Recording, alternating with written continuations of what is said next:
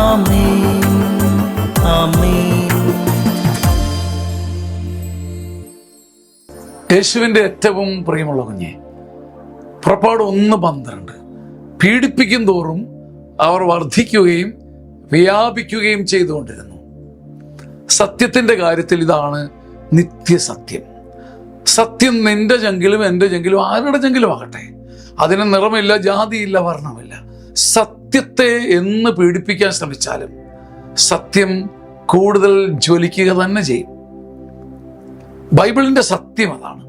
ഏക സത്യ ദൈവത്തിന്റെ ജ്ഞാനത്തെ ആര് പീഡിപ്പിക്കാൻ ശ്രമിച്ചാലും, അതായത് ഏത് മനുഷ്യൻ, ഏത് സംവിധാനം ശ്രമിച്ചാലും ദൈവത്തിന്റെ സത്യവും ദൈവത്തിന്റെ മക്കളും കൂടുതൽ ശക്തി പ്രാപിക്കുകയും വ്യാപിക്കുകയും ശക്തിപ്പെടുകയും ചെയ്യും.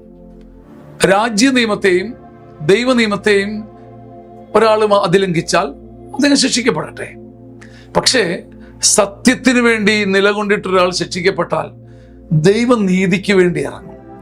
പീഡിപ്പിക്കും തോറും ദൈവമക്കൾ ശക്തി പ്രാപിച്ചു. ഇത് പഴയ നിയമത്തിന്റെ അത്ഭുതമാണ്. ഇന്നും അതേ ശക്തി തുടരുകയാണ്. ജയിലറകളിൽ സത്യം വേദനിക്കുകയും ഭാരപ്പെടുകയും ചെയ്യുമ്പോൾ ഒരു കാര്യം നാം അറിഞ്ഞിരിക്കണം.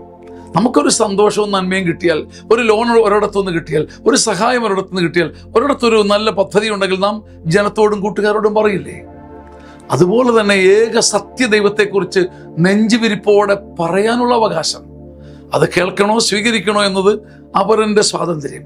അതിനെ മുറിക്കാതെ ഭംഗപ്പെടുത്താതെ ഏക സത്യദൈവത്തെക്കുറിച്ച് മരണം വരെ പ്രസംഗിക്കുവാൻ ജയിലറകളെ തോൽപ്പിക്കുന്ന ശക്തിയോടുകൂടി ദൈവത്തിൻ്റെ വചനവും ദൈവത്തിൻ്റെ വചനം അറിഞ്ഞവരും അണിനിരക്കുന്ന കാലം ഭാരതത്തിൻ്റെ ഭാഗ്യമായി തീരും.